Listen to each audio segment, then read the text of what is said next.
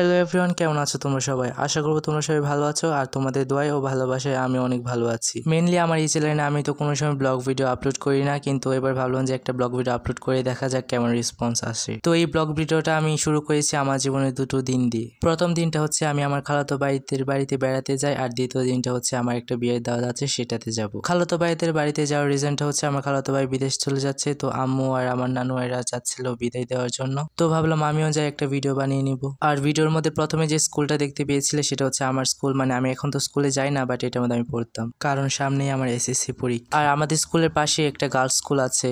এই গার্লস স্কুলে স্কুল খোলার সময় আবার ছুটি দেওয়ার সময় কিছু ছেলের গেটের পাশে দারোয়ানের চাকরি করে, তাও আবার বিনা বেতনে। আবার তোমরা এটা ভেবো না যে আমিও ডিউটি করি, আমি তো কোনো সময় গার্লস স্কুলের গেটের সামনে দাঁড়াইনি। তারপর আরেকটু দূর আসলে আমাদের আরেকটা স্কুল আছে, বলতে গেলে তিনটা হাই স্কুল পাশাপাশি। আর এখানে যে বড় একটা গ্রাউন্ড দেখতে পাচ্ছ, এটার নাম ডাক বাংলার মাঠ। কেমন আজব এক নাম, তাই না? আর আমার কোলে এই যে ছোট বাচ্চাটা দেখতে পাচ্ছ, এটা হচ্ছে আমার খালাতো ভাই, আর ওর নাম হচ্ছে নীলয়। গাড়ি থেকে নামার পরেই দেখি একটা মহিলা আর একটা ছেলে আটা গুলছিল রুটি বানানোর জন্য। তো এখানে আমি হাঁটতে হাঁটতে আমার আন্টি বাড়িতে যাচ্ছিলাম, আর দেখি পাকনাটা আগে হাঁটা শুরু করে দিয়েছে। আর এখনকার বাচ্চারা আগেকার বাচ্চাটার থেকে অনেকটাই স্মার্ট, তাই না? বাড়িতে ঢোকার পরে দেখি ছোট্ট একটা ডগ, আর এই ডগটা আন্টিকে জিজ্ঞাসা করার পর জানলাম যে এটা ওরা নাকি পালবে, আর এটাকে ভ্যাকসিনও দেওয়া হয়েছে। এই যে ছোট আরেকটা পিচ্চিকে দেখতে পাচ্ছ, এটা হচ্ছে আমার খালাতো ভাইয়ের ছেলে, আর ওর নামটা হচ্ছে আব্দুর রহমান। আর এই দুজন একসাথে হতে না হতে পুরো ঘরটাকে মেলাতে পরিণত করেছে। কি আর করার, বাচ্চা মানুষ। আব্দুর রহমান, এটা কি ডগ? আর এখানে আমরা বড় একটা ইটের পাহাড়ের মধ্যে উঠে পড়েছি। আর আমি বলি নিলয়কে একটা গান গাইতে, তো নিলয় আমাদেরকে একটা গান গেয়ে শোনাবে।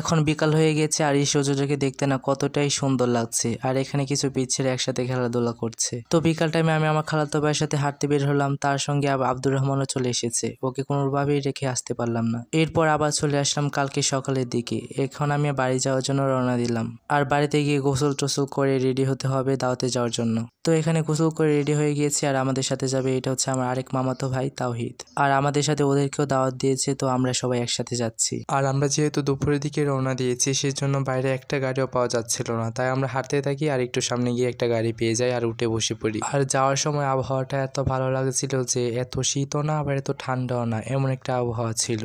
আর এই ভিডিওটা যেদিন শ্যুট করি সেদিন সকালের দিকে একটু কুয়াশা ছিল, কিন্তু যাওয়ার সময় আবার রোদ ওঠে। তো এই সুন্দর পরিবেশ দেখতে দেখতে আমরা চলতে থাকি। আর এখানে আমরা বিয়ে বাড়িতে চলে আসছি, আর গেটের মধ্যে কিছু পোলাপানরা কি করছে নিজেও জানি না। তারপর ধারে গিয়ে দেখলাম যে ওরা বেলুন ফুলাচ্ছে গেটে সাজানোর জন্য। আমরা ওখানে গিয়ে পৌঁছি 2:50, আর আমি ভেবেছিলাম যে খাওয়া দাওয়া প্রায় শেষ দিকে, বাট এখানে গিয়ে দেখলাম যে খাওয়া দাওয়া শুরুই হয় নাই, পুরো স্টেজটাই একদম ফাঁকা। আর যেতে যেতে এমন ক্ষুধা লেগেছে, আমার মন চাচ্ছিল যে এখনই বসে পড়ি খাওয়ার জন্য। সত্যি একটা কথা বলি, খাওয়ার সময় ভিডিও করাটা এতটাই আনইজি লাগতেছিল। ভিডিও করার সময় আশেপাশে যারা বসেছিল সবাই আমার দিকে তাকিয়ে রয়েছে। আমি দেখি কোনোভাবে ভিডিওই করতে পারছি না, যবেই ভিডিও করি তারা আমার দিকে চেয়ে থাকে। তো অনেকটাই কষ্ট করে কিছু ক্লিপ নিয়েছি খাওয়া দাওয়া শেষ করতে না করতে আবার জামার বাড়ির লোকরা চলে আসে, আর গেটের মধ্যে এত হই হুল্লোড় চলছিল যে কি বলবো। ওরা গেটে টাকার জন্য এক ধরনের ঝগড়ায় লেগে গিয়েছিল। এরপর কিছু মুরব্বিরা আসে আর জামাইকে বের করে নিয়ে আসে। তো আমি একলা বসে থাকি, আর একলা বসে যে কোকটা দিয়েছিল সেটা খেতে থাকি। এর কিছুক্ষণ পরে আবার ঝগড়া শুরু হয় হাত ধোয়া নিয়ে। এরপর বিয়ের কার্যক্রম শেষ করে জামাই বাড়ির লোকেরা বউকে নিয়ে চলে যাচ্ছে। আর এখন আমরাও ব্লগটাকে এই পর্যন্তই শেষ করব। ব্লগটা কেমন হয়েছে কমেন্টে জানাতে ভুলবে না, ভালো লাগলে লাইক করে দিও। বাই।